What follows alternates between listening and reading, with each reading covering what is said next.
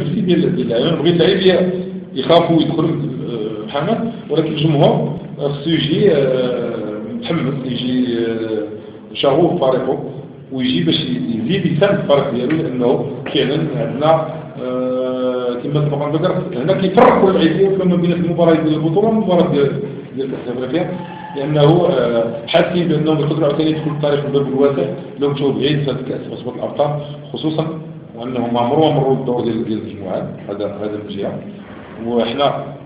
كل حاجه فيها التحدي كتعجبنا، كل حاجه فيها المغامره كتعجبنا، واكثر من هذا ما عمر فريق المغرب الفاسي ما سبق ليه يجرى مباراه من حجم